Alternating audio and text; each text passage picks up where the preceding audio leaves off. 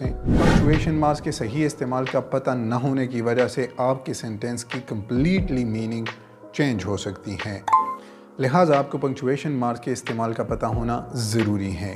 There are 14 punctuation marks commonly used in English grammar. आप चाहे किसी भी लेवल का रिटन एग्जाम देते हो तो these things really does matter.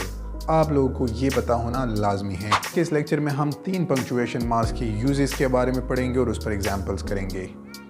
सबसे पहले हम फुल स्टॉप यानी कि पीरियड के बारे में पढ़ लेते हैं कि फुल स्टॉप को कहाँ कहाँ पर हमने यूज़ करना है। एक यूज़ तो रैंडमली आप सबको पता होगा कि we use the full stop at the end of each sentence. For example, Aslam went to school, full stop. He bought a new book yesterday, a full stop. इसमें आपने कंफ्यूज नहीं होना है कि इसके लिए हम पीरियड का लफ्ज़ इस्तेमाल करें या फिर फुल स्टॉप का इस्तेमाल करें।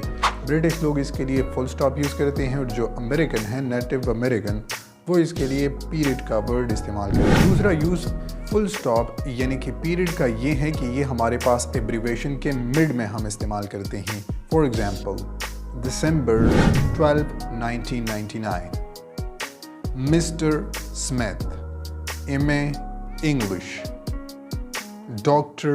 William. These are some of the common examples and the uses of the full stop in English grammar. Question mark. इसे sign of interrogation भी कहते हैं. It is used to make the sentence an interrogative when it is placed at the end of the sentence. जब कभी भी ये हमारे पास sentence के end में लगता है तो ये हमारे पास question को form करता है. For example, who are you? When were you born? Where do you live? How old are you? Are you working hard? इन तमाम जुमलों के एंड में जब हमने क्वेश्चन मार्क को ऐड किया है तो इससे हमारे पास ये सेंटेंस इंट्रोगेटिव में बन जाते हैं। ये नहीं है कि ये हमेशा के लिए हम सेंटेंस के एंड में लिखेंगे, इसको हम सेंटेंस के मिड में भी लिख सकते हैं। जब भी हमारे पास कोई डायरेक्ट स्पीच इंट्रोगेटिव फॉर्म में होता है और उसका रिपोर्टेड स्पीच को हम पहले लिखते हैं तो उसके लिए भी हम क्वेश्चन मार्क को मिड में लिख सकते हैं। For example, when will you go to school, फिर inverted commas, question mark and teacher said. तो ये हमारे पास डायरेक्ट नरेशन के 2 पार्ट्स हैं। जब हम इंट्रोगेटिव वाले पार्ट को पहले लिखेंगे तो इसमें हमने साइन ऑफ इंटरोगेशन को लाजमी पुट अप करना है जो कि फिर सेंटेंस के मिड में आएगा। तो इसमें आप लोगों ने कंफ्यूज नहीं होना है। तो जिस सेंटेंस में भी हमारे पास क्वेश्चन मार्क का यूज़ होता है तो उसमें हमारे पास क्वेश्चन किया जाता है या वो क्वेश्चन पूछने के लिए इस्तेमाल होता है। तीसरा पंक्चुएशन मार्क जो कि आज हम इस लेक्चर में डिस्कस करेंगे वो है हमारे पास sign of exclamation. Sign of exclamation हमने पार्ट्स ऑफ स्पीच में जो लास्ट वाला पार्ट पढ़ा था वो हमारे पास था एक्सक्लेमेटरी वर्ड्स। इसी तरह से हमारे पास एक्सक्लेमेटरी सेंटेंसेस। तो sign of exclamation, we use the sign of exclamation to show the sudden outcry of a person. ये हम किसी बंदे के जज्बाती एहसासात के इजहार के लिए इस्तेमाल करते हैं।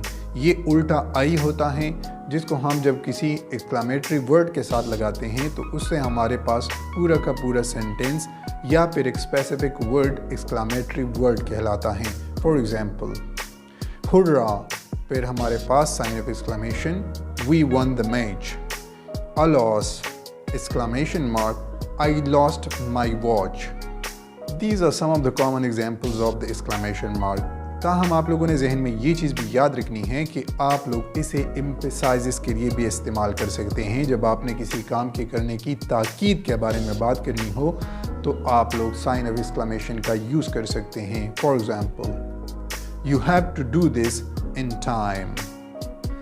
You must have to avail this opportunity. तो आप देख सकते हैं कि जब भी हमने किसी काम में ताकीद करनी हो, किसी काम में एम्फसाइज़ हो तो उसके लिए भी हम साइन ऑफ एक्सक्लेमेशन का इस्तेमाल कर सकते हैं। बाकी के जितने भी पंक्चुएशन मार्क्स है वो हम डिटेल वाइज डिस्कस करेंगे। कंप्लीट कोर्स देखने के लिए आप हमारे YouTube channel English with Sadiq को विज़िट करके सब्सक्राइब कीजिएगा। आप अगर हमें फेसबुक पे देखते हैं तो हमारे Facebook page how to learn English को फॉलो कीजिएगा। Thanks for watching and bye for now.